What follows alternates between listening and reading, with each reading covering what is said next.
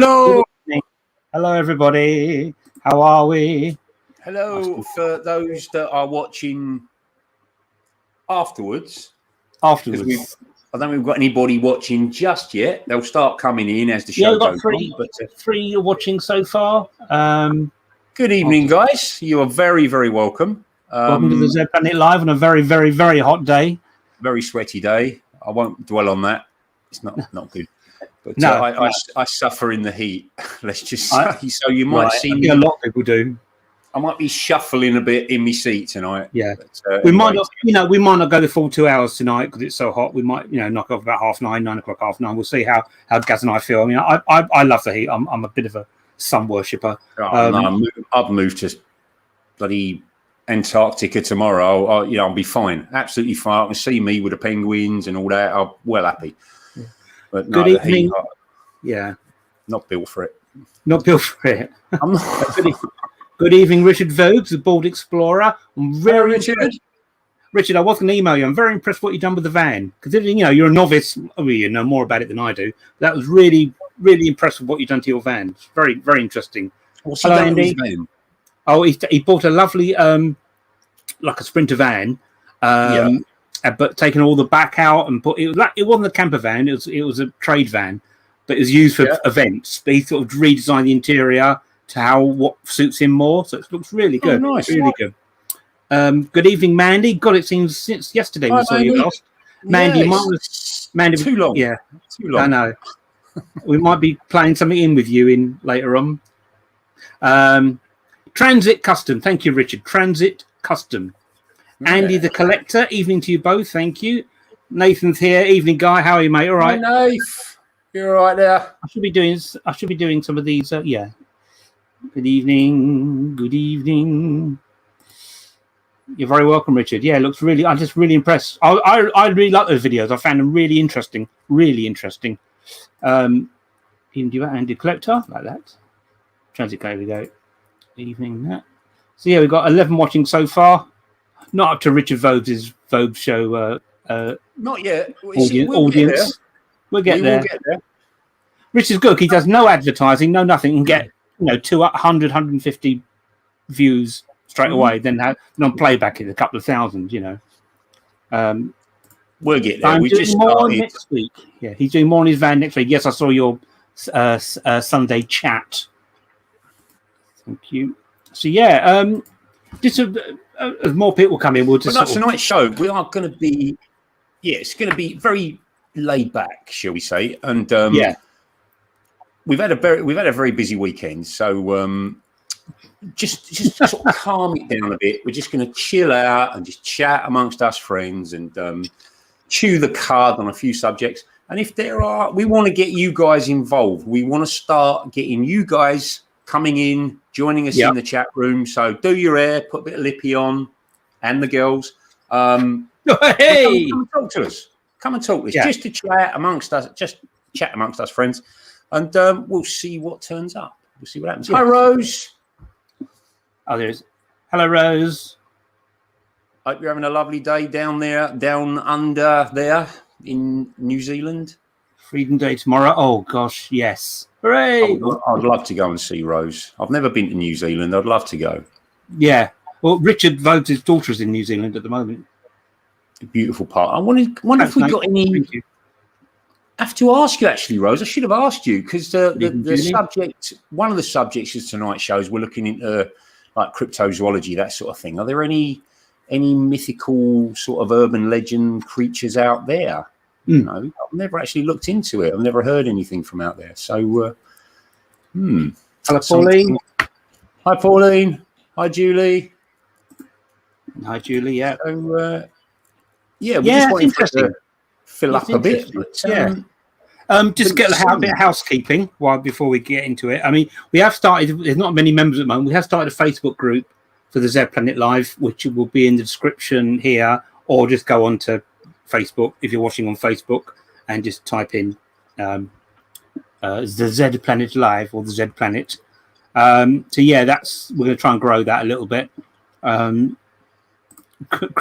Crypto what? We'll explain.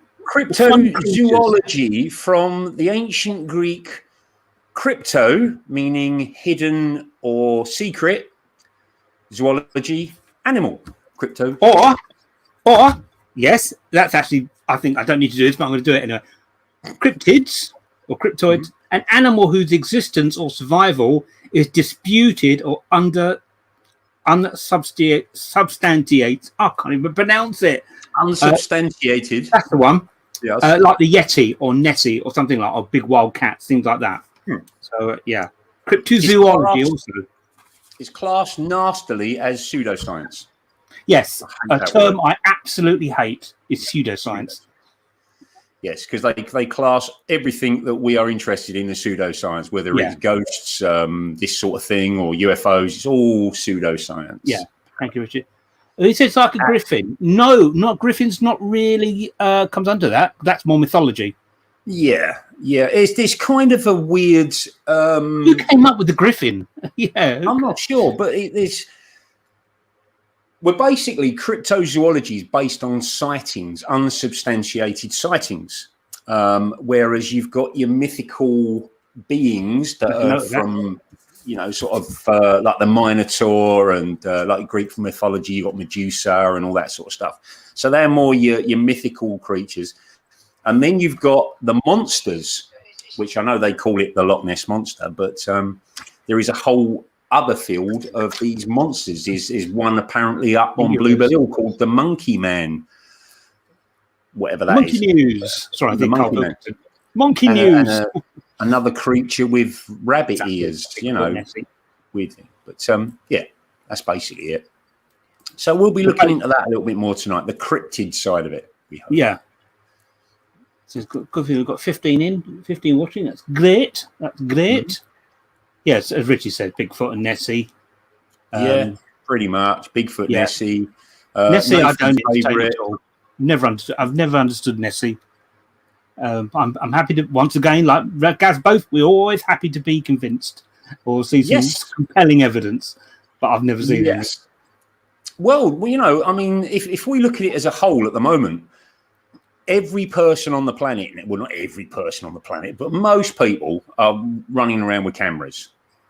But there's still no definitive evidence for the existence of these creatures. I mean, you'd think by now that someone would be stood in the woods in America with his arm around a Yeti going like that, but that photo doesn't exist. No. All right. It's always like a weird blurry thing, some geezer dressed in a monkey suit or, But I have a theory about that. Why in this modern day of 4K phones and everything and high resolution images, I have a theory why they look so crap, because people are zooming in way too much to try and, obviously it's far away and depth of field. So they're going to get a pixelated footage. And also, maybe if they're shooting in 4K, but it's on the phone or something like that. That's why it always looks, Yeah. It's it is a shame. You'd have thought we'd have had some better photos by now. But the only side of the paranormal, well, it's two sides really that are gathering momentum when it comes to photographic evidence, is the UAPs and the ghosts side of it. A lot of it, and I won't mince my words, is cobblers. It's right, misidentification. It is cobblers, but there are a few photos that are coming out that are quite impressive. If they're genuine, they are impressive. So. They did a DNA test on the water in Loch Ness, and they now think Nessie is a very large eel. Isn't that interesting? Thank you, Nate, for that. I did not know that. That's very interesting. Yeah, because there was a theory about it, Nath, where they thought it was just a big sturgeon, because sturgeons can get up to like huge, like 7-8 feet long. But sturgeon. They've gone top to tail on that lake. I mean, it's a big old body of water. I mean, it's glacial. It's very, very deep. Very cold. But you'd have thought by now, if there was something living in there, they'd have found it on sonar and stuff like that. Yeah, but, sonar is one that will sort of make me scratch my head thinking, well, just use that, with you. Unless they're underwater caves and all that kind of thing, a vast network. Andy said, Dr. Cole Shuker is your man for cryptozoology. Yeah, I know who that is. Yeah. Dr. Simon Hyde for remote viewing and crop circles. Yeah, I know him as well. Don't know him personally, but I know of him. No, for crop circles, just speak to me. I've done enough research on it over the years. We're going to get Like Nicola Sturgeon, yeah. I'm waiting for someone to do the Nicola Sturgeon. I knew it would come from Vobes. That went straight over my head, that one, Richard. I thought, what's he got? Nicola, what? Tesla? What? And one other thing we've started doing, we're going to line up some guests coming on when we had that great interview with on our last Planet 2 weeks ago because of the football last week. Although I did a live show and it went very well. But we'll try and get a few more guests on. Spoke to people like Cal Cooper and that. But that great interview we did with Chris was fantastic, Chris Conway. So really enjoyed that. Thank you for organising that. We got a long list of people we'd like to get on, but we also want to get you guys on. You guys listening now. We want your experiences within the paranormal. What got you into it? Your views. Naif, for instance, I know he'd be an interesting, fantastic guest. So we're going to try and get. He's got a page on Facebook called Uprising. If you want to have a look, it's mainly about the ghosts and UFOs, but without all the insults. You know, when people put photos up and other people dump on it and just blatantly rude. Well, you don't get any of that on his page. So if you put in Uprising, but with dots in between the letters, fantastic page. I mean, if you like taking the piss out of people and upsetting people, then don't bother because you'll just get kicked off. All right. So we do talk about it. Everybody's allowed to have an opinion. It's respectful, and we chew the cud, basically, a bit like what we do on here. Chew the what? We chew cud. Cud. Sorry. Cud. But yeah, that's basically what it's all about. It's I don't know it all. Mark doesn't know it all. Nobody knows. Well, we don't, because it's something that's not been proved. Any aspect of the paranormal hasn't been proved. I mean, even UAPs and UFOs. I don't think paranormal is the correct term. It's more science based. It's science. I don't know. I'm very. It's very normal. Yeah, I just think UFOs seem to be more science based phenomena as opposed to paranormal phenomena. If we're talking going down the routes of aliens, which I don't always do that, but paranormal, by its definition, is something with no basis in scientific. Got no scientific evidence. So officially, there is no scientific evidence, which we know is absolute BS. Because I know what's going on. I don't wear tinfoil hats or anything, but if you guys do the digging on it, the evidence is there. It's plain to see. A lot of people will dump on it because they say you can't travel faster than the speed of light and the distance. You can, neutrinos can. I was having this discussion with my son today. And I said, we got to think of it more in the realms of like the Einstein-Rosen bridge. I know we're going completely off topic, but this is what we do. We go off on tangents. Yeah, absolutely.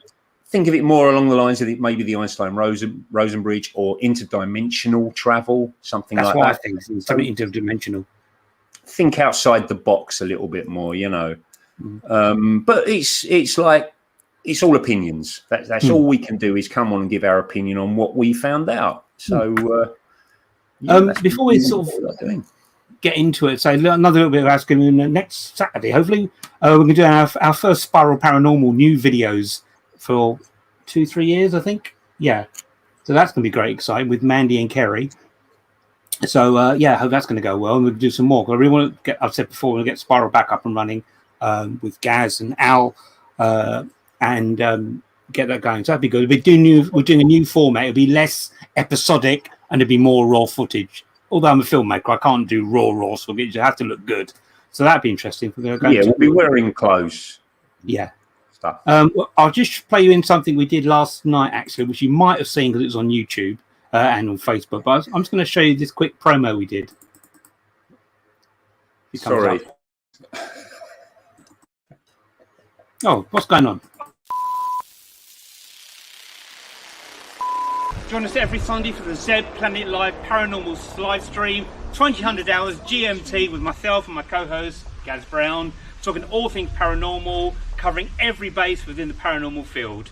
Also, new videos coming from Spiral Paranormal with the lovely Mandy, with the lovely Kerry, with the lovely Al, lovely Gaz, and myself, Mark English. Okay, looking forward to new videos to share with you. Hope you get excited about it. See you soon. See you there. See that? We were with real people. Real people. We all met up, and I actually looked so Happy birthday, Mandy. Yeah. I think I did well not to be swaying in the background. Yeah, no, it was lovely. It's lovely. Yeah, we don't get to all meet up very often, do we? No, so that was really nice. Really, really nice. With people we've known a long time, so it's lovely. And, so thank you for that. Oh, you're very welcome, Mandy. You're very well. I hope you've had a great day. Thank you for yesterday. It was absolutely lovely. Absolutely lovely. It was. Really enjoyed it. Yeah. Really enjoyed it. I hadn't seen. I hadn't seen. I hadn't seen Mandy actually since last year. Was it when we went to Butlins down in for the Yankees weekend? Yeah. It was good. That was good. I hadn't seen Kerry since before that. That was lovely seeing Kerry and Alfie. So yeah. Andrew Norris, I'm here. Dramatic thunder and lightning here. Oh my goodness, fantastic! Over in Croatia. Are you having a heat wave in Croatia at the moment, Andrew? Oh, they get the good storms out there, don't they? Yeah. Do you know Frank Seibon's free shirts on my line? It's a winner. No, I know Frank Seibon, who I know is no longer with us. Well, the actor who played him. Absolutely, it's not paranormal. It's just that we haven't learned to record it properly yet. That's a nice way of looking at it. You haven't learned to record it properly yet, which is evidence. Yeah, absolutely good. I mean, in our county of Surrey, there's been the Surrey. Going back to cryptology, we were saying this is a link. Luckily, Mandy said about the Surrey puma. But that's just a released animal. That could have, as you were telling to me yesterday, when they did the Animals Act. What was it called? The Dangerous Wild Animal Act. Yeah, in the 70s. That's right. And people that couldn't get, they were collecting all sorts of things like leopards, pumas, lions. The Dangerous Wild Animal Act came in, and people that couldn't rehome them just opened the back door and went, off you go. Off you go, yeah. Saying that they could have, the smaller cats could have mated with native species, and, that the line's gone on. Like the beast of Bodmin is probably the most famous one. Yes. So it's possible that they have survived this long. I don't know, but are there any? I've met a few, Richard. Yeah, I've met a few. Been out with a few. Oh no, yes, there are lots of legends. There are legends. Some could be substantiated. I got the word there. It's something I've never really looked into that much. I have to admit. But it is very, very interesting. Perfect background weather for this show, Andrew. Oh, yeah, it's heat wave out in Croatia. So, yeah, it's interesting. I mean, if anyone has any sort of stories about cryptology, cryptozoology. Zoology, yeah. I've had no wine. This is Rick said what? The Knucker? The Knucker of Lymington. The Knucker. Oh, Knucker. That sounds a very medieval kind of name that they'd have for a beast. Oh, that's very good. We are limited by our ability to perceive things. Yep. There could be many further dimensions of reality we will probably never be able to prove until we pass on to the next. Well, we're just passing through, aren't we? Yeah. I'm with you on that one. I keep saying, this is just our three-dimensional reality. There's so much more going on. I want to find out about the Knucker of Lymington. Have you got any more about the Knucker of Lymington, please? I caught a football in the Knuckers yesterday. You did, didn't you? Yes, the Knucker hole, the legend. Right. Yeah, let's have a look. Dragons in St Leonard. I know there's supposedly vampires in England somewhere. There is like a vampire triangle. A vampire? But that's mythical. Yeah. Fictional vampires. It depends, isn't it? I mean, it's done on sighting. I don't know exactly how it works, but you get classed as a cryptid if there is a sighting or sightings of this that haven't actually been confirmed by science yet. The other stuff is just mythical, that's written about but never actually seen, I think. So I think that's where the difference is on it. This is a problem with the paranormal in general. Is when we say we want proof by science, and I'm a complete advocate of science and a big fan. But science needs something to measure. How do you measure seeing a ghost? How can you put that in the lab? That's why it's like somebody said a minute ago. You know, we haven't got the equipment to measure it. We don't know what the parameters are. The parameters, exactly. So we can't build a piece of equipment to do it. So. My friend Christian lives in Lymington. Where is Lymington, by the way? I was talking about the Knucker. I want to know about the Knucker. There is a bottomless pit, so-called, now closed off for private fishing. I've lost the trail of what that's about. Okay. Oh, here, the legend is known in the nearby pub, the Six Bells. Sorry, where is Lymington? Can someone just tell me where Lymington is, please? Lymington. The worm of Knockahoe. So that's what Richard was. Okay. Yeah, where is Lymington? There are stories of black-eyed children, pigmen and werewolves, as well as UFOs in Cannock Chase. Yeah, I've heard of the Cannock Chase black-eyed children. That's fictional, isn't it? No, I've heard of it's a water dragon. Yeah. There's a water. If you look at my video, my vlog from Buckland in Surrey along the A24, they have the legend of the Buckland Shag, which was a water dragon. I should find it and link it. That was quite a shag. Yeah, it's a place between Reigate and Dorking. Dorset, thank you. Lymington, Dorset. Mandy, thank you, Mandy. Oh, hold on, it's Hampshire. What are you talking about? It Dorset or man? What's going on here? Dorset or what? Huh? Oh, definitely Hampshire. Thank you, darling. Definitely Hampshire. Both very nice areas of the world, though. Both very nice areas of the world. Yeah. So, yeah, we've actually got quite a few, haven't we? I definitely know about the black-eyed children of Cannock Chase, which is freaky. It always puts me in mind of that film, The Grudge, that one.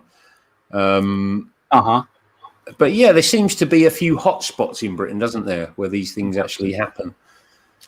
So, yeah, very interesting.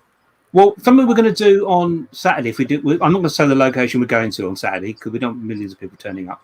Millions of people turning up, isn't he? 15 watching. But we like to announce it after the event. But where we're going to, there is a very strong earth energy current going through. So I'll be interested to see. I'm going to douse again, and interested to see what Mandy picks up on around that area where the earth energy current goes through. So it's a ruin. It's a marvelous medieval ruin. Will you be getting your rods out, sir? Oh, my rods, sir. I'll be getting my rods out, sir. Yes, I will be bringing my rods. Votes has it. Oh, Vobes has it. Votes. Knuckerholes is 5 miles from Littlehampton. Okay, this is very interesting. That'd make a good video, Richard, wouldn't it? That's very interesting. Excuse me, I'm not being rude. I am researching stuff as it's coming in. So I'm not looking at Facebook, I promise. Millions of people. Yes. No, I've already obviously Gaz, are you working next Saturday, Gaz? Did you say? No. I don't work on Saturdays. Did you want to come along for a couple of hours? What's there? It goes, mate. If you can, I'll that would be really cool.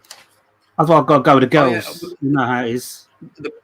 The problem I've got at the moment is I'm carless. My car, of course, yes, gave up the ghost finally, and I give it a decent burial. Is that the one we saw last year when we went to Butlins? That one? No, that one gave up the ghost before this one gave up the ghost. That one.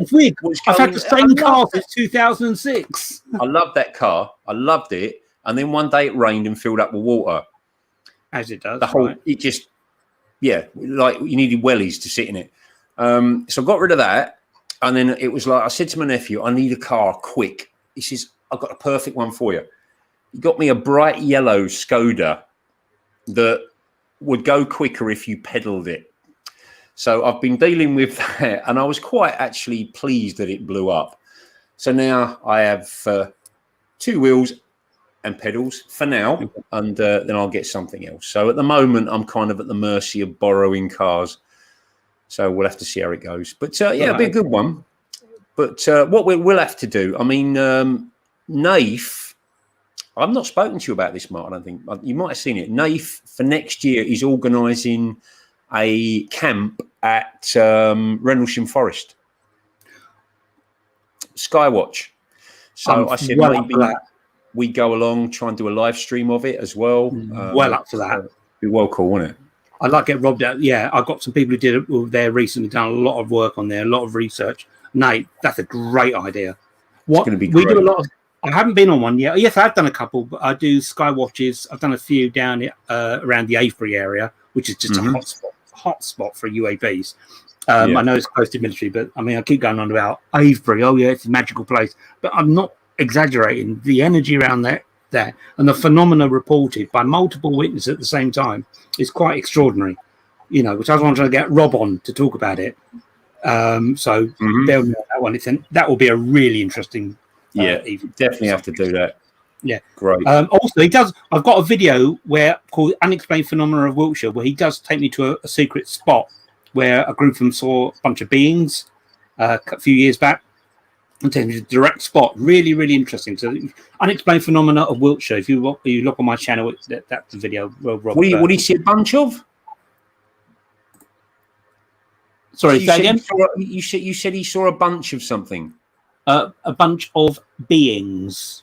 I thought you said beings. No, beings. Oh, what are they, baked not beings? Ghosts, not spirit, beings. Oh, being right. Okay, sorry. They actually said they looked interdimensional beings. Yeah, right. I've not seen it, but it's still fascinating. He told me that story for the last 11 years, and it's absolutely fascinating. Yeah. So I've organised bringing someone from the CEI5 group along too. Should be fun. Yeah, I'll be well up for that.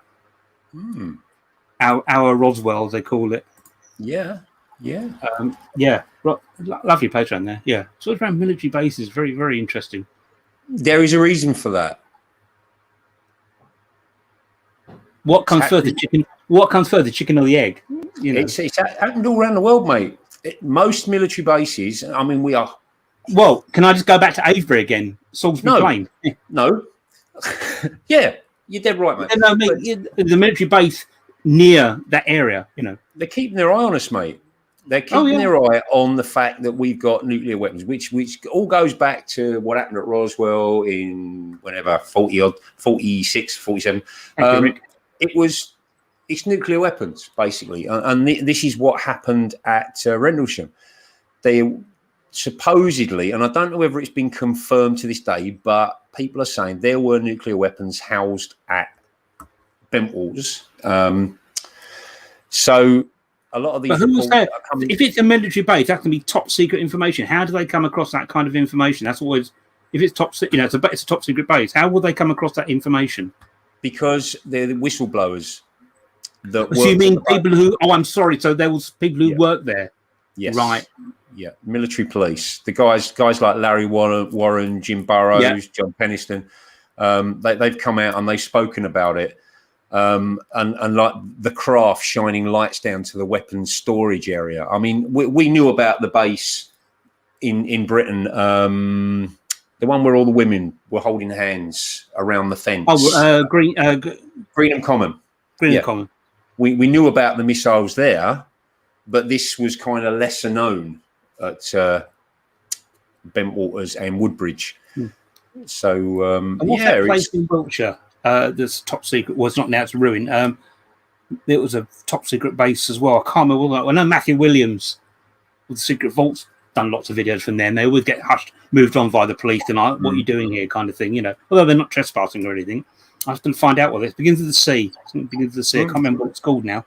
That's not very good, is it? It's trying to be this most amazing place. I can't remember the. But no, leading on from that, I mean the sightings around these bases.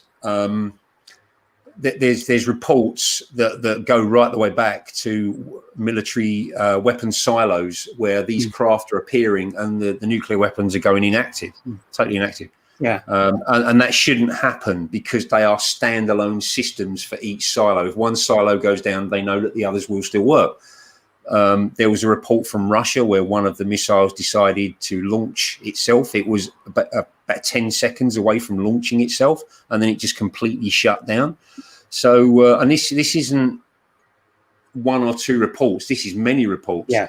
There are also reports of missiles going up and craft appearing and firing beams from multiple sides at these weapons, and they're self-destructing. You know, so maybe we are being kind of looked upon by, you know, they're not going to let us destroy each other. You know, perhaps they're like caretakers for the planet. Yeah. There you go. Rick's come to the rescue. Corsham, that's the place I was thinking of, and Rudloe Manor. Rudloe Manor, that's the one. That's the key. That's probably the one. I mean, when I had my two UAP experiences, one was in my back gardens. I know there's no military base, but I know the first one was in Portsmouth, right by the Royal Navy. You know, so yeah, caution, yeah. Yeah, my missus was one of the Greenham Common women. Wow. God, they got so much stick over that, didn't they, Nigel? That's and I remember that back in the 80s. 80s, yeah, it was the 80s, height of the Cold War, yeah. But yeah, it's I'm trying to find out what the correlation is from. So we're seeing that the UFO, like the hotspots around these military bases. So now looking at it from like the ghost side of it, what do you guys think the hotspots are? Where are like the greatest concentration of hauntings? Where does it happen? Now, what we found as investigators, you go to these places that look really spooky, like churchyards, old jails and things like that. But I tell you where you get the most stuff happening, the most freaky stuff happening that really upsets you. And some of it does upset you. People's houses. That's where it always kicks off. Now, as a rule, and Mark will bear me out on this, we don't go into people's houses because you can leave yourself open for anything. Number one, they can sue the arse off you. If you tell them something, and I've heard stories of people selling their houses off the back of what they've been told by a paranormal group.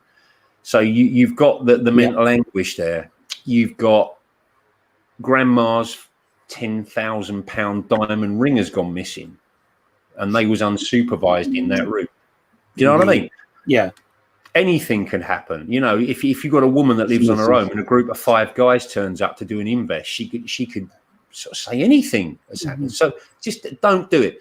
But if it does happen, if you do find yourself investigating a house, that's usually where you get the most activity from. So yeah, it's kind of weird, isn't it? Yeah. Oh yeah, Matthew Williams, the Secrets of What Was Explored Under Radler Money. He did it once back in 2001, and then he done a recent video a couple of years ago. That's interesting. He got right down there into the suburb, into the underground. I mean, it's not used anymore, but yeah, I want to get Matthew Williams on the show. I really like getting him on the show. I think it'd be very, very interesting. Take out what Gary's just saying, sort of along what I was saying earlier on about these, earth energy currents. I did a very short video last year, was it? Just sitting at a bench in the church saying, is there any correlation between earth energy currents and paranormal sightings? As Gary knows, I don't like the word haunted. I'm not going to use it because I don't think anywhere is haunted. I think it's everywhere. Still going to stick by those guns on that one. But what Gaz is saying, and I do agree with him, is there a little bit more of a high concentration of energy that then supports that theory that people are seeing things. But you don't need to go into an old manor house. You don't need to, I don't know why people want to go into a graveyard anyway. That's where people are buried. I think that's disrespectful personally. Don't go down if you're a paranormal investigator, you're looking for the spooky angle, you're in the wrong business, really. You want to be out there trying to find evidence the best you can, honestly and professionally. If you just want demons, then fill your boots. You're going to get thousands of views.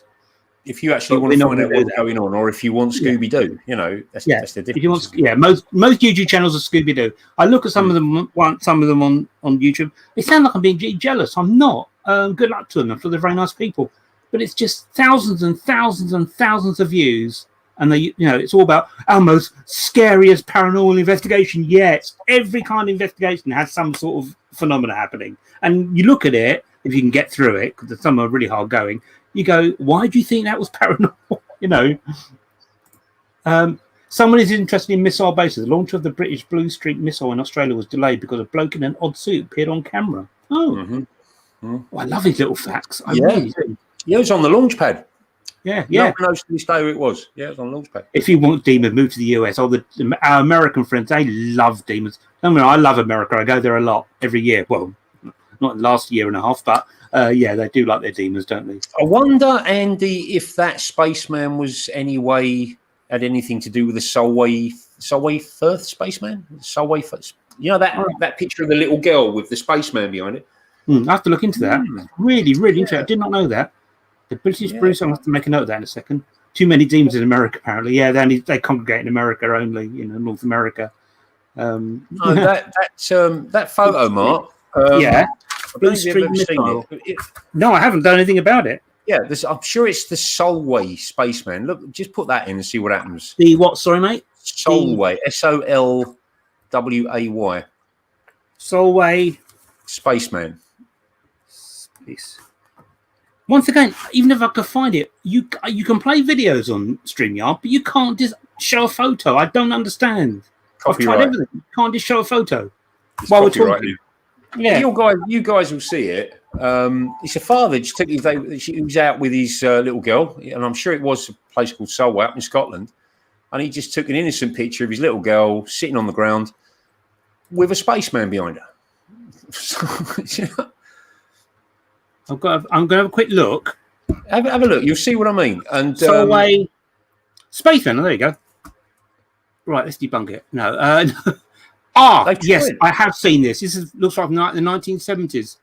Yeah, they've tried to debunk it. It's a genuine photo, and it just appeared. Because if you're taking a photo of something, you'd know. Oh, there's something behind you. Hang on, darling. Well, it looks like a blow-up balloon.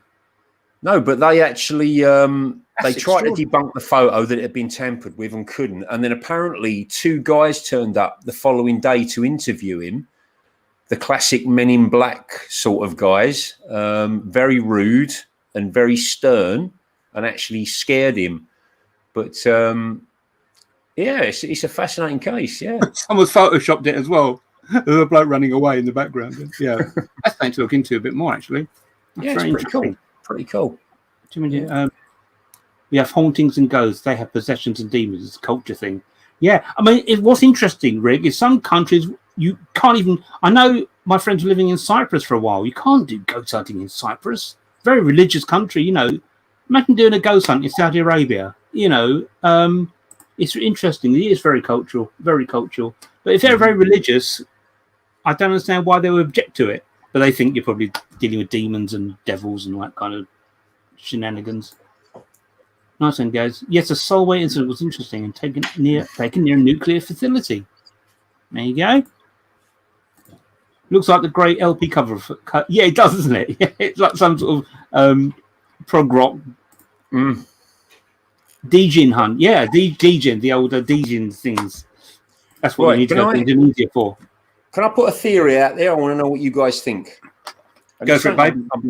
Right, if you look at any culture around the world, every single culture believes in a god or sky beings or whatever it is you want to call it. And it's these are cultures that have never met, never interacted. They are, I mean, there's tribes in the Amazon today that still don't interact with modern society, but they have got these beliefs of sky people. And every culture you can think of, whether it's Hindu, whether it's these cultures in South America, the Incas, the Aztecs, they all worship these sky people. The Native Americans, very much so. We've got our own version of it, lots of different religions, but we call it God. Now, did these originate from ancient visits by aliens? You know, I mean, and if they saw these people coming down, they're going to perceive them as gods. So were these visits from the past by these ancient aliens the basis for religion? Is that where it actually started? You know, so I'll just give you my view, then really interesting what people say. Yeah, sure. The belief in supernatural stuff was done for thousands of years, obviously, before science. They didn't know where the sun went at night. They didn't know about germs. They didn't know why their crops failed. They didn't understand why it would thunder and lightning and destroy their village. So they put it down to sort of, because they didn't have the answers. I've always thought that's how religion originally started. On the counter side, which I'm very much open to, of course, is what you've just suggested. Was it we're going down Ancient Aliens route? Which, you know, my favorite comedy program, that is Ancient Aliens. But you know, they've come down, done their thing, and then they've buggered off and left us to it. To me, where are they now? You know, and why is there no real evidence? I mean, the theory is that we could have been seeded. I mean, there is still that missing link between apes and us. Can I just say that's not such a missing link these days? That's been right. Can I just quickly say this, but then I'll let you carry on. Sorry. The missing link has been proved quite a few times now. But I am on the there's always a but with me. I'm on the side of people like Graham Hancock. There is a missing psychological and from our involvements of consciousness that happened about 250,000 years ago. There was this leap, and no one can explain this leap where we became from primordial beings to modern humans. That's not necessarily within the sort of the fossil record, but it's to do with consciousness, where fire started all over the world. People were doing the same things, more or less, around the world. Like when the Industrial Revolution, when the culture started settling down about 10,000 years ago, probably much earlier than that. They were doing it around the world around the same time, after 200,000 years of being hunter-gatherers. So I am sort of in your camp. Actually, I'm in your camp quite a lot. And also, why are they all building pyramids? Why are the Mayans building pyramids? Yep. Egypt, the Mayans, the Egyptians, Cambodia. There's some of the most China pyramids. You know, it's really weird, isn't it? How it happened? But maybe we just got that kickstart. Yeah. No, Traz. Sorry, Steve Trazzer. I've known him 30 years. No, 35 years. Good Lord. Hey, mate. All right. I agree with you. What you know, I wish there was a little bit more evidence. I mean, people know who Graham Hancock is. He's the person who challenges. He's very much open to high realms and consciousness. He got his TED Talk banned, although it's reinstated, about consciousness is not local, which I think a lot more people are now starting to understand that consciousness is not local. But he said ancient civilizations flourished much earlier than what the official record says, and he thinks there used to be a evidence for a much earlier advanced civilization around the time we were hunter-gatherers, you know, coming out of the jungles, that kind of thing. So he's written some really, really good books. Footprints of the Gods, no, not Footprints of the Gods, his recent one from about America being colonized thousands and thousands of years ago. It's really interesting if you look into it. Interdimensional travelers, that's right. I mean, I think that's the only way we can look at it. The ancient Sumerians had a lot of interesting theories. Yes, they did, as did the ancient Greeks even. But Sumerians, they say that's one of the first civilizations, isn't it? The Egyptians claim their gods came down from the sun on flying boats and gave them knowledge. Yeah, and you look at some of their hieroglyphics and artwork on the walls, it does look like they're wearing space helmets, but I think that's just us being what I call pattern-seeking mammals, trying to find something in something that's not necessarily there. It's about correlating evidence, Mark. You've got these different cultures, and every culture you look into, if you look into the Hindu culture, I thought that when you said Tony Hancock, half hour. Hancock's half hour. Yeah, when you look into the Hindu culture, the Varama, is it Varama? Vamara? Anyway, it's in the chat. Yes. Varama. You see the pictures of these gods in these flying machines, and it's throughout all the different cultures, the weird hieroglyphics on the Mayan temples, the Egyptian temples, the stories, and they're very, very similar. So, you know, is there something to that? Well, Rick's pointed out a little nudge there, talking about Graham Hancock. He reckons that modern humans really came about this leap in consciousness, huge leap in consciousness, was down to them discovering ayahuasca, DMT, in the Amazon jungles. I mean, out of the thousands and thousands and thousands of plants in the Amazon, how did they know it was just these three plants cooked together will give you the most fantastic LSD experience ever? That's why they call it plant medicine. I know I've mentioned ayahuasca before. I'd like to do a whole one on ayahuasca. I know it's not paranormal, or is it? You know, I've known a few people who've gone out to retreats and done DMT and ayahuasca as a plant medicine with the chieftains and everything. You're guided through it, and you go on this incredible trip. You know what I mean? You're only out for about 10 minutes, but it seems like a lifetime. So that's something we do need to probably look into, actually. It's very, very interesting. Why did the Egyptians actually get worse at building pyramids? The Giza pyramids are the oldest one. They really badly built ones are newer, and the really badly built ones are newer. I don't know. I'm going to have to look into that, Nave, because I thought they started off with the step pyramid. I thought that was one of the first ones they built, and that original one is still there. And I thought they got to the new ones on the Giza Plateau that didn't look like how they look today. They were actually covered in like white, whatever it was. Richard said this. Yeah, but I don't know if I'll have to check on that. I will, because I actually thought the step pyramid was one of the first, and it was stepped because they started building up and then realised they had a design flaw, and then they kind of got better. So I will check. I'm not saying you're wrong. I will check on that. There is, actually, Atlantis. There is actually more evidence coming that Atlantis was a place off the African coast. I think ayahuasca, salvia, divinorium, and a plethora of mushrooms can be a paranormal experience. Well, yes, absolutely. Or is it real? Is it real? Mm-hmm. That's it. Is it a way of unlocking our consciousness to what's really out there and what reality really is? I mean, I'm looking to do a retreat within the next couple of years. It's a bit like house builders. Tudor buildings still going strong. New builds crumbling after 10 years. Exactly. Mm-hmm. Exactly. Here's a little. I mean, my very very quickly. My granddad's house, which obviously he passed a few years, 1980. But he used to rent his Victorian house for all his life. Born in there all his life. And when he passed on, obviously someone else bought it. He paid a little bit of rent every week. Blah blah blah.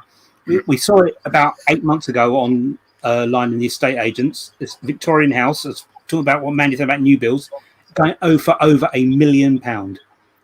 We were gutted. We thought we should have bought that house, over £1 million. But Victorian, yeah. Would our semi, this house I live, my mum's house, will that go for £1 million in 100 years? Probably not, Anyway, very interesting in the chronicling the Egyptian Osiris stories, Christianity and the Tiki legends in the South Pacific. You've heard of the Tiki legends? Well, Egyptian Osiris, that's in the Doctor Who story Pyramids of Mars. Real and paranormal, both. Yeah, absolutely.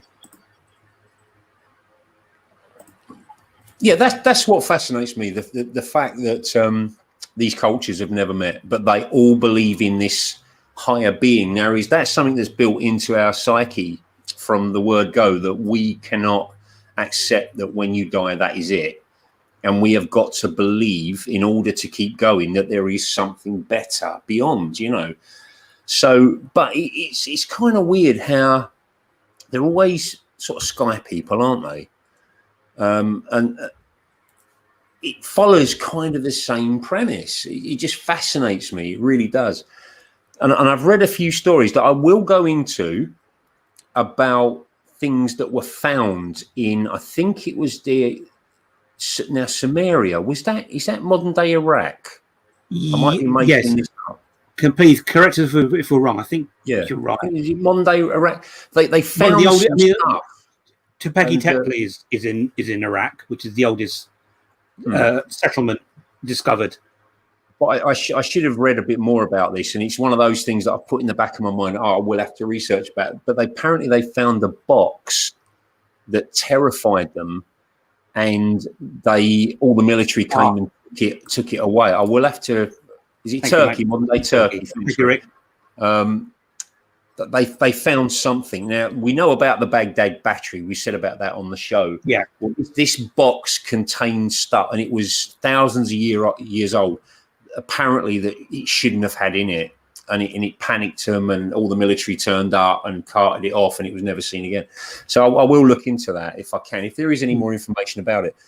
But yeah, I mean, it's like you said. I totally agree with you. It's really interesting. All these civilizations around the world didn't meet, for good, never met, but all sort of evolved with their settlements from hunter-gatherers into settling down all around the same time. Very, very interesting. Very, very interesting. Funny name for a country, Turkey. Yeah, I wonder if let's call it Turkey. Yeah, all right. Named after a bird. Yeah, why not? There are stories of Sumerians doing cataract surgeries. Yes. Do you know what? Funny enough, I heard that fact on one of the Carl Pilkington podcasts with Ricky Gervais. They said that. And he went, what? Yeah, interesting, isn't it? Yeah, I don't think I'd enjoy that. I'm sure they didn't have anaesthetic back then. No, no. Yeah, imagine that. Oh my God. No, thank you. 16 watching. Don't forget, guys, if you like the YouTube channel, please like and subscribe to the channel. This is on my YouTube channel, but it's me and Gary's show, or Gary and I's show. But we have. I mean, we might move on a little bit about. Should we talk a little bit about cryptids? Let's do it. Let's do it. A little bit, just because. Right, I'm going to. This is for Nath. This is just for Nath, all right? Because he loves it. I know he loves it. Here you go, Nate. Bit of goat sucking, mate. What do you reckon? Goat sucking. Goat sucking. See, you're intrigued now, aren't you? Right. Yeah. Goat sucking. It's the chupacabra, which translates to goat sucker. And it was actually coined because the legend is that it actually it's got fangs and it drains the blood out, out of goats and things like that. But it's more recent than I actually thought. The first recorded case was in Puerto Rico in '95. Puerto Rico. Chupacabra. I like saying like chimichanga. I like saying that as well. I don't know why. Chumbawamba. Chupacabra. Yeah, it's got various different sightings, that one, and it seems to be all around Latin America, although there have been sightings up in the US, even in Russia, they're now sighting this thing. Various descriptions of it. Some say that it's like a small bear-sized dog. Now, small bears are the size of a dog. Others are saying it's like a lizard-type creature, bipedal, like lizard thing with fangs and claws and things like that. But they all say it's got spines down its back. Now, if you've ever seen a dog or a coyote with mange, it looks exactly the same. It's got these things, and a lot of these animals will attack livestock like chickens, goats, things like that. But they get disturbed halfway through, so they don't actually get to finish their meal. They just maul them a bit, and then they get scared off or disturbed, whatever. A lot of these creatures have been examined, and they were found to not be drained of blood. So it's more of a kind of a legendy thing. But the common thinking on that one there, it's more likely a dog or a coyote that's got mange. And if you see one, it does look a bit freaky. Like a bald cat, looks kind of weird. Well, a bald dog looks even weirder. So I don't know on that one, but yeah, it's a thing. Yeah, so there you go. It's like Bigfoot. I've never really entertained the Bigfoot. I've seen so many documentaries about Bigfoot and all that, and I'm just not convinced there's anything out there. Because that one bit of footage from when was that made? Was that the 1940s or something? That original footage, the quite famous footage. Yeah, something Creek, wasn't it? Yeah, it was a geezer dressed in a monkey suit. I mean, it was that they got all kind of experts to look at the footage. Oh no, the gait of the creature is too large, and the way it's walking. It's a geezer in a monkey suit. Yeah, I mean, I don't mean to be a naysayer, but. You got to be sometimes. I mean, as Nate is quite pointing out, there were stories of a really strange creature in Canada. Turned out to be a bear with mange and really skinny. People see what they want to see, and we've all made that mistake, But yeah, I you needed to be full up, and you've been recording it in 4K, so you get saying, "This is what I saw," Yeah, I mean, I always say we're not taking people's personal experiences away from them. That's not. We're just saying it could have been. Have you considered it could have been this or that? Yeah, and I mean, there's a few things that I do dump on, and Bigfoot's one of them. I mean, I've interviewed a few people like me with orbs in my UK PN days. I interviewed them, and I got the skinny on it, and nothing convinced me. Nothing that they did. None of the footage. I mean, it actually got. The phrase Bigfoot actually started, when was it? I think it was 1958. Yeah, a guy called Jerry Crew, who worked for a logging company, he found a footprint that was 16 inches, and they coined the phrase Bigfoot. But I I did a bit of mathematics, and for a breeding colony to survive, you can't inbreed. Now, I'm not an expert on this, but you can't inbreed. There's got to be a certain number for that actual species to survive. Right. And 9 or 10 foot ape walking around the woods in North America, it's going to get spotted by someone with a decent camera, especially in these modern times. They never find dead ones for whatever reason. So for this species to actually survive, there's got to be thousands of the bloody things. And they just ain't, you know. Big cock. Yeah. So, yeah, it's... I don't subscribe to it. Now, I'm not saying people aren't finding weird hairs attached to trees that smell a bit. I'm sure they are. I don't doubt for 1 minute they're finding these massive footprints. I don't doubt for 1 minute that the people that are reporting Yetis and that sort of thing, you know, that they're not seeing. I mean, a Yeti is basically like a white Bigfoot, you know, like a white version of the Bigfoot walking around the woods. Now, two things. First of all, something that will explain the footprints. When a bear walks, its front leg makes a footprint. Now, when its back leg comes forward to walk, it lifts up its front leg and his back leg encroaches on the footprint it's made with its front leg. So you end up with a footprint this big, and it just looks like a perfect footprint. So that might explain the tracks, okay? The Yeti thing, they're saying that some of the North American bears have mated. You've got like a hybrid situation, mated with like polar bears, and made this weird sort of hybrid version of it. And they've actually confirmed that, I think, with DNA now. They've done DNA testing of some of these hairs, and they're saying that is a possible cause for that. Now, look, I say I'm not an expert on the subject. There could well be a bloody 10-foot thing walking around that is a species we've not found, but I'm not convinced on that one. So, just my 2 pence. Yeah, there are a lot of them, Rick. There are plenty of big heads. Yep, especially in the paranormal world. There are hundreds of missing from national parks in the US. They are now being used as evidence for Bigfoot. Okay. Going back very quickly. Yeah, interesting. What you talking about? Hundreds of people missing from national parks in the US. Is that what you were saying, Dave? You went to toilet. I know that if there are people going missing in the national parks, I don't know, mate. There's some pretty big cats out there, like mountain lions, that just like a little human as a bit of a moose boosh, you know, and they are vicious little buggers, those mountain lions. So I don't know. Here we go. As well as domestic, you know, the bears. So bears and mountain lions, things like that, bobcats. I don't know. But people will believe what they want to believe. You know, if you're convinced that there's a Bigfoot out there, you're going to find evidence of it, aren't you? Yeah. So here you go. Because you create your reality. Lots of caves, it's sort of easy to get lost. Yeah. Yeah. Yeah. Some of the national parks in America got some fantastic underground structures. One's a hotel, I think, in Arizona, I think it is.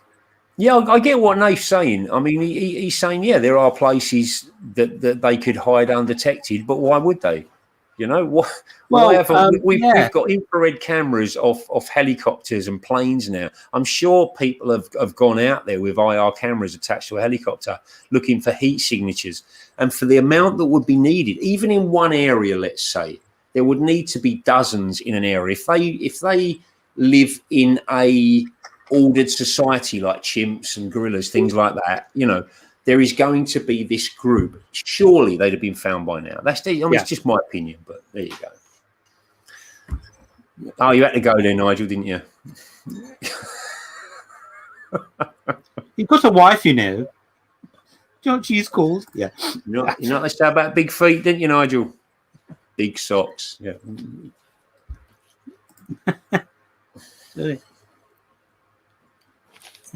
So yeah, that's Bigfoot. I'm not convinced by that one. No, not me. Show us some good evidence. We'll quite happily say, okay, let's look at that. Let's what's this new term thing? Let's unpack that. You know, no. No, if you guys, if you know of a case that might change my mind, that's got pretty conclusive evidence, then I'll look into it by all means. But from what I interviewed a few guys in my UK PN days. I got them on the show, and no, thank you, no. 514,018 missing people in the US in 2020. Wow. I'm not saying it was aliens. It was aliens. Sure, yeah. Sure, there were things of temporal humanoids walking around. Would have proven it by now. Yeah, that's what Gary's saying, isn't it? Yeah, it's a good point, Nate. When you come on the show, Nate. Yeah, it's interesting. Yeah, it's a subject I can't really get worked up about. I'm generally... It's not one of my favourite subjects within paranormal, because I think it's just too easily dismissed. But saying that, so can most paranormal stuff on ghost hunts be dismissed. So yeah, there are official.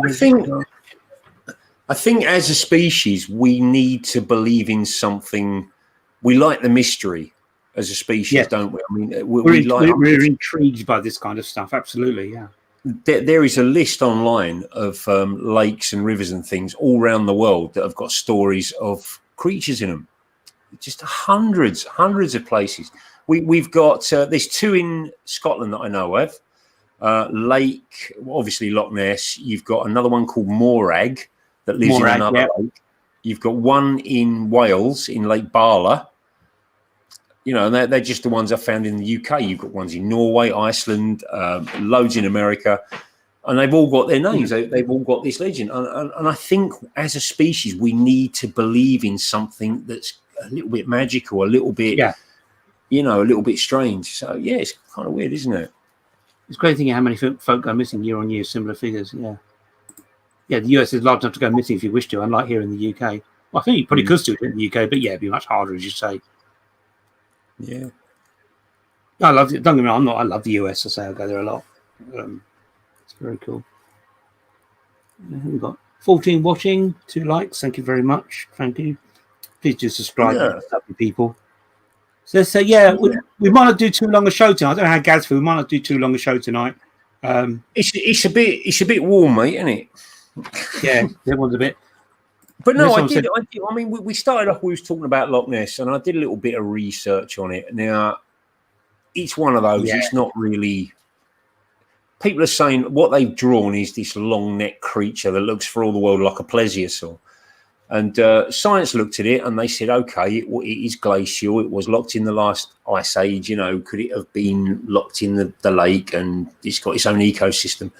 But they've never found anything, and they've gone from one end of this lock. I mean, it's a huge place, this bloody thing, isn't it? Look, it's really long. Yeah, it's really long. Massive lock. But it actually goes back. The stories of a monster in that area go back to like the 6th century. I didn't realise it went back that far. It goes back to Saint Columba, and he actually visited the area with his followers, and they found a guy being buried next to the bank of the River Ness, not Loch Ness, the River Ness. And apparently he was actually mauled and dragged underwater by this giant whale-like creature that was churning up the water. So Saint Columba said to one of his followers, right, I want you to swim across the river, which I think was very nice of him. Well, this creature appeared again, and St. Columba showed it his cross and said, you will not come near us. And this creature actually disappeared, which they saw as a miracle. So it goes back a lot, a lot further than we actually know. But the day sightings, we're talking about kind of the 1890s, where they were talking about this giant whale-like creature. So, yeah. But I kind of, if I want to be kind of weird about it, it kind of helps the local economy, shall we say, by perpetuating this myth, these stories. Exactly. If it was proved, I think it'd be a shame if it was proved that it wasn't true. Yeah.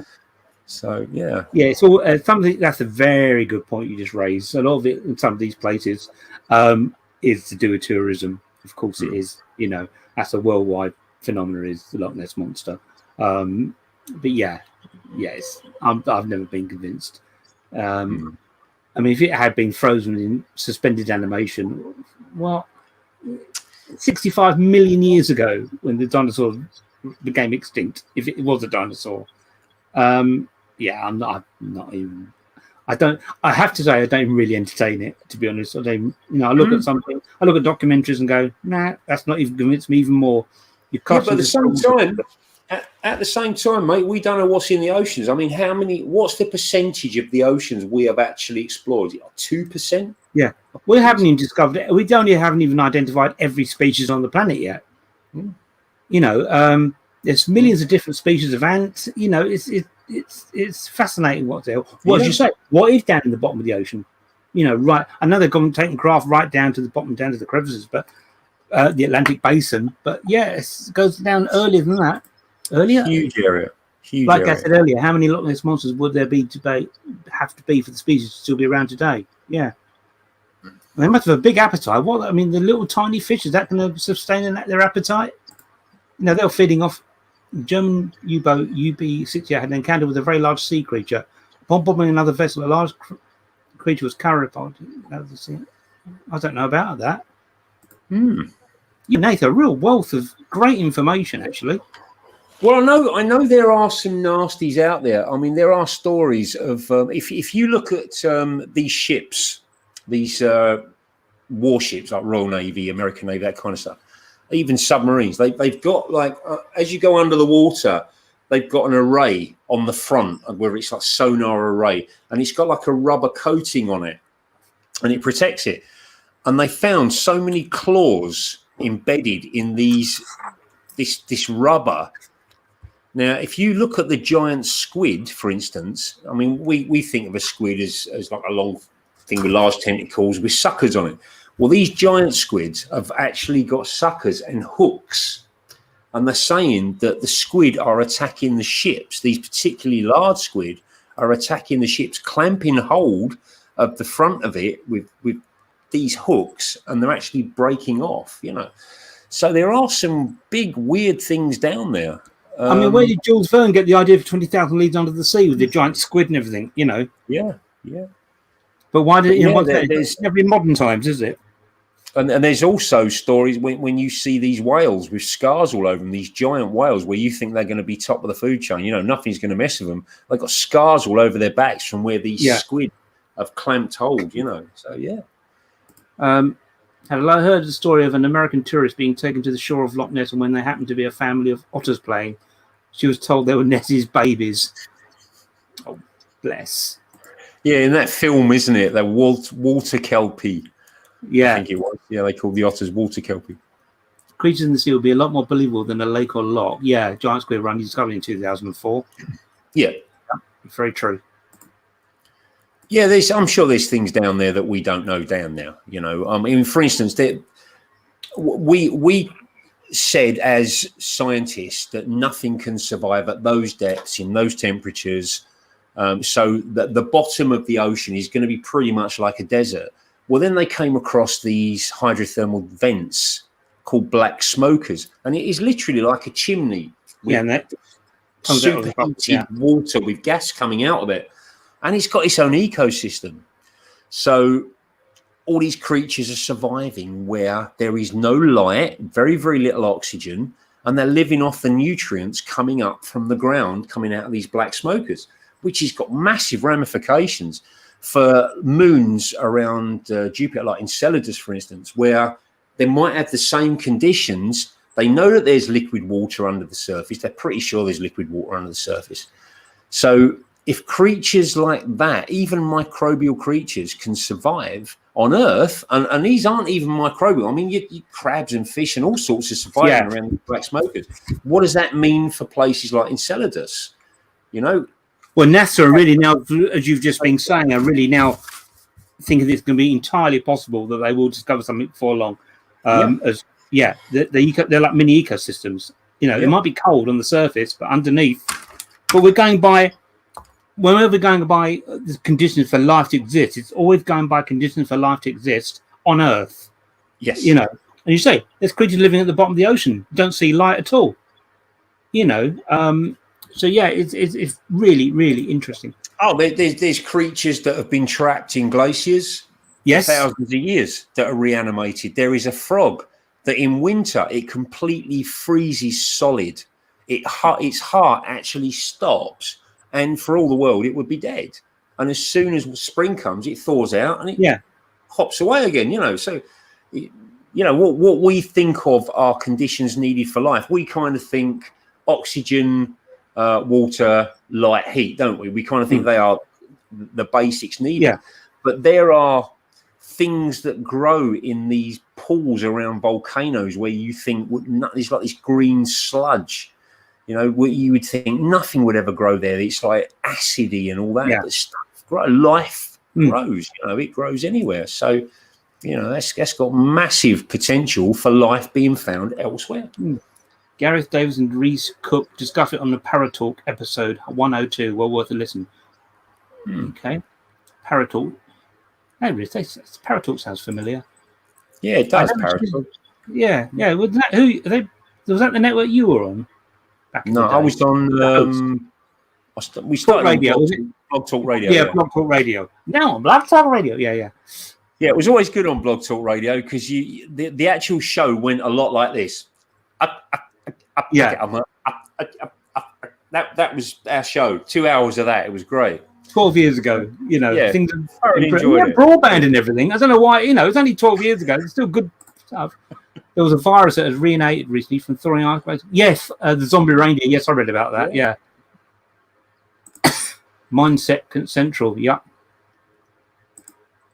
So yeah, it's not. I don't know anything else you want to discuss on it. Could say it's not a subject that really grabs him by the balls. It's interesting, and I'm more open to reading stories. But it's, as Gaz saying, I think a lot of it can be dismissed until we see some definitive proof. And this is where you can have definitive proof. There's still new species being discovered all the time. Yeah. I remember one biologist once said, one of the oddest creatures that really shouldn't exist is like the jellyfish. It's got no nervous system, no heart. It's just weird, but has a function. Everything's on the food chain. Everything has a function. What a horrible God making creatures to eat other animals. But so that we're not being complete hypocrites, there is probably as much evidence for the existence of Loch Ness or Bigfoot as there is for ghosts. Well, absolutely. I completely agree with you. Yeah. So,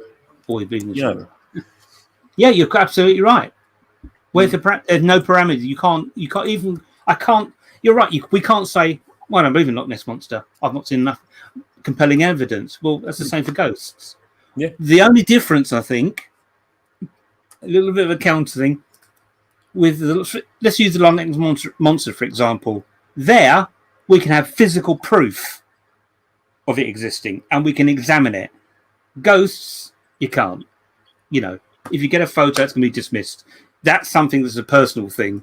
So I know what you mean, but I think you got to have personal proof. I mean, if you're in a room and you're on your own and stuff starts flying around and you get pushed and prodded and all of a sudden this mist appears that takes the shape of a human, brilliant. You've got that personal proof beyond a shadow of a doubt that there is stuff going on that we cannot explain. Try telling that to somebody else and getting them to believe you. It's not going to happen, is it? Especially now, we all know people in this world who are just totally in this three-dimensional world. They're not open to discussing anything if it's not based in facts and science, which is fine. I'm not that absolutely fine. I'm one of those people, but I do think bigger than what we are. And I still say I think we live in a post-materialistic world, and our consciousness is much higher and much more broader than we can actually have access to. And this is probably not all real. Can anyone find any Nessie poo? Nessie poo, yeah. Yeah, where's all the poo? Exactly. Where's all the Bigfoot poo? What if the Loch Ness Monster is a trans-dimensional being? That's why we can't discover it. No, you're right. Yeah.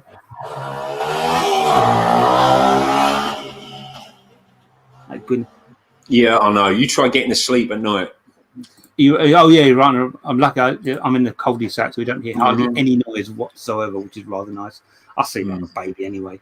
I'm quite lucky that way. So yeah. So yeah. I mean, I don't know how you feel. Does everyone want to sort of wrap it up soon? Maybe about 9:30. Can do, mate, yeah. Yeah. I mean, I don't know how you feel. We'll carry on. It's everyone's really hot this evening. You're all looking very hot. We can we kind of wanted to touch on cryptids because it is a part of the paranormal umbrella. It is something that people all around the world. What annoys me is that people will blindly believe without looking at any evidence. That's religion. Do you know what I mean? There is evidence to the contrary. Like I said about the Bigfoot tracks, for instance, they've showed that bears walk in their own footprints, and it makes these giant tracks. So they will still blindly believe. And there are guys out there that are going out in the woods with automatic weapons and they're trying to kill one, and it's not been found yet. So if that's been going for the past 100 years that they've been doing that and they've not found one yet, they've not shot one or photographed a decent photograph or found DNA evidence of it, then I'm pretty well done on that subject. You know what I mean? Same as Nessie, for instance. I mean, it's a lovely story, but we've got the equipment now to find it. If it was there, we would find it. Like I say, we've done the full length of Loch Ness there and back with sonar. You know, if there was something 100 and odd whatever foot long living in that lake, we would have found it by now.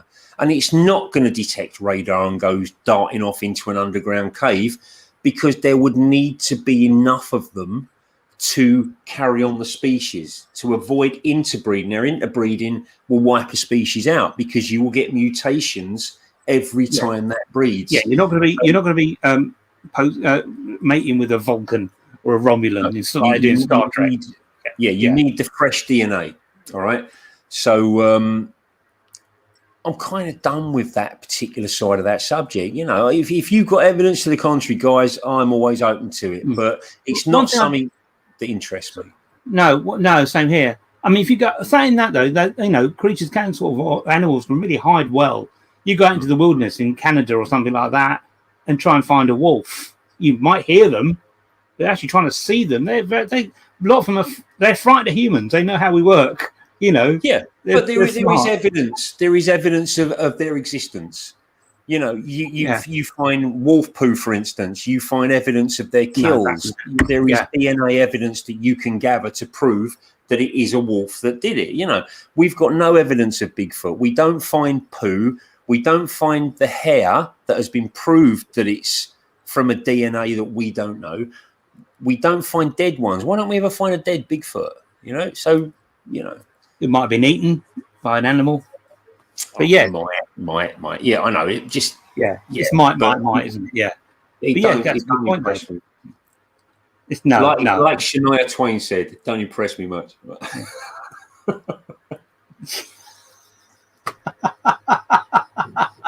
I love where we can work in some song titles into things.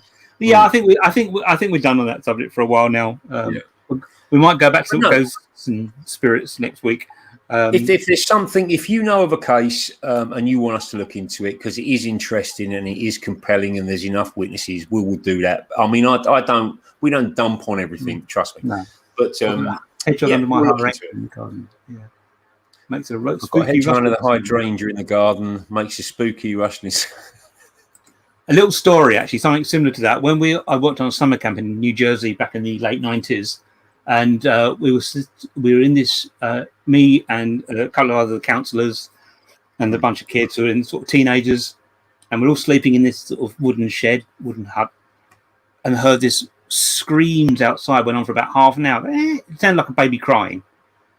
It was so frightening, although we knew, so back at it's just a fox or something like that making that kind of, but it was so spooky when you got the lights off, you're in a forest in the middle of nowhere. You know, so your hedgehog thing. I'll recall one night we've got a patch of waste ground just outside the house where we are. Every night it is like there's murders being committed, and it's foxes, and they make the weirdest scream. It sounds like a woman screaming. Mind you, in this where I live, it might be a woman screaming, but no, it's really free. I will record it and I'll play it one day on the show. It's really, really weird. Yeah, foxes make a hell of a sound. Yeah, I love foxes, isn't it? Beautiful creatures. It's evil sound. So, yeah. So yeah, we will go back to what we know, which ain't a lot, but no.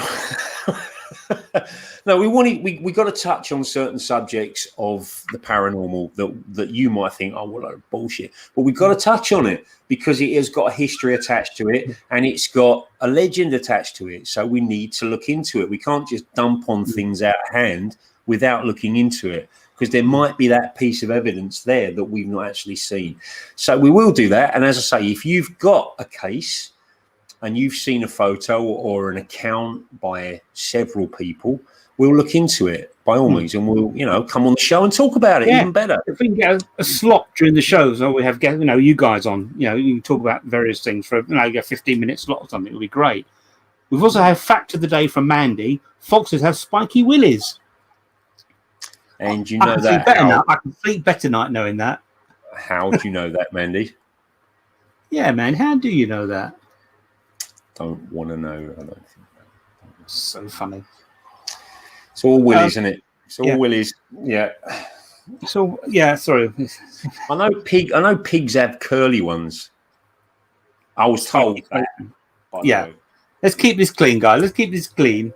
What? It's nature, isn't it? I was talking about foxes. Nature, it's part of nature and things. So if anyone else want to say anything before we maybe wrap it up? I mean, other than willies. Yeah, other than willies, Yeah, stay off the willy subject. Yeah, we were gonna. Yeah, next week me and Gaz will talk during the week and work out what we can do next week. Might try and get a guest on. Especially, I'm trying to do a little bit more. So he has playing some videos will be great. Do you know what? I knew Nath was going to ask that. I knew because I don't know, mate. I should imagine it's spiky as well. Does it really look Yeah. It's a serious subject. It could be mangy, no. Yeah. It's probably mangy, yeah. Thank you, Andy. Mr. Dalglish, thank you very much. Cheers, Andy. It was more of a laid back show tonight. We just sort of chilling out, talking about stuff in general. But we'll come up with a subject for next week and we'll look into it, we'll probe it in depth. We'll probe it. How appropriate. We'll probe it. Yeah, so we'll probably go back to, on the back of an investigation we're doing on Saturday night, hopefully, maybe we'll have a look at that. Maybe go back into sort of paranormal stuff as well, ghosts and spirits and all that. Which we could differentiate it to. I hate the saying ghost. Ghost is not spirit. Spirit is not a ghost. Thanks for another great show. Yes, thank you very much. Wonderful time had by all. Thank you, Rick. I was going. Don't blame you, cold shower. Have a good week. Oh, cold shower, mate. Great idea. Don't blame you. Nate, we'll get you on the show, please, mate. Yeah, definitely. Spiky, still going about spiky probes. Oh, probes. Do you like it's all gone a bit carry on paranormal. Is it? I'll a film for you to make. Definitely a spoof show. We'll do a spoof film. Carry on paranormal. Oh, I've done it today. You can't make. I think that genre sort of died a bit, but they did it recently on Amazon. It's timeless. It's an orb. It's real. Is that what your ghost box is telling us? No, it's not. It's Radio 1. Dead right, Rick. A scary on film. Got to do it. I think that'd be brilliant. I've already done my paranormal film. That was Return to Ravenswood and Ravenswood. Both my comedies, guys, on my channel. If you want to check out 2 feature films, Ravenswood and Return to Ravenswood, they're on this channel. Shameless plugs. Shameless plugs. Shameless. It's all about the paranormal in a little village in England. And do check out our Sparrow Paranormal series, which we've had remastered. And so scary on paranormal. Well, then again, this is the thing though, we couldn't make a comedy because when you watch some of these ones on YouTube, they are so funny for all the wrong reasons. Yeah. So they're already doing it. You know, how can you make it funnier than what they're doing? I sound terrible, but what they're doing already. No, it is. I was thinking about this the other night. It'd be so funny to do a parody of something, but we're just going to make so many enemies. So let's not. Let's do it. Yeah, do it. No, don't do it. I'm bad. We're dishonest. We're dishonest. I'm not saying we're better or anything like that. We know what we're doing. We just look at it a bit different. I mean, it's like you look at our Spiral Paranormal episodes. There's no screaming and all this kind of stuff. Yeah, it's all. We could be caricatures of them. Mandy Baggins. Thank you, Pauline. Love the show. Thanks again. You should contribute, darling. Come, please, some more. Thank you, Pauline. Really appreciate it. I'm trying to work out, Mandy. Now, was he referring to Zach Baggins or Frodo Baggins? So kind of it was an insult both ways, really. But that's not. Oh, go on. Sorry, something's come up on my screen. Trying to tell me the temperature tomorrow. What was that word? What word? What word? What word? Baggins. Thank you very much. Thank you. Yeah, we've been quite a Spiral 2007. We started. God. But one thing you will find, for those of you that are new to it, if you do look at any of the Spiral episodes, any investigations that we do, if we live stream them, any of the past investigations, nobody is faking nothing. You won't get stuff thrown. Nobody's hamming it up for the camera. If nothing happens, nothing happens. You know, but if something does happen, you can be sure that you are seeing a genuine reaction to it. Yeah, because it's not staged. So it's pointless doing it. We don't want to get famous. Do we want to get famous, Mark? I want to get famous. Well, I think not only famous. No. But I think I just want the money. Just want the money. I think there needs to be an alternative voice, though, an alternate voice. All these experts, just because I see things like, why are you an expert just because your father was a paranormal investigator, or why are you second generation dowser? What? What's a second generation dowser? You can either dowser, you can't. I'd rather be poor and obscure and keep my dignity. Thank you very much. Yeah, no, thank you. Cheers, mate. Like a big Willie. So we see the name Spiral Paranormal. Spiral, Pig's Willie. He's like curly. Mine's huge. It's ridiculous. Absolutely ridiculous. Anyway. So thank you very much, guys. Shall we go? Hour and a half. Yeah, it's only 9:30. It's a good time to finish it. Unless you want to carry on. Anything else you want to say? I'm all right. I've got it all out of my system tonight. We've covered that subject to a point. We can do it again if you would like, or we can leave it and go on to something else. But like Mark said, we'll come up with something during the week, and we'll surprise you next Sunday. So please come back and visit us. We're not completely mad most of the time, and we hope to see you all again next week. Yes, well, thank you very much indeed. We'll play out our logo, it's been absolutely fantastic. So thank you so much. So for me, have a lovely week. Have a lovely hot week. Take care, guys. We'll see you soon. We'll see you later. See you later, guys.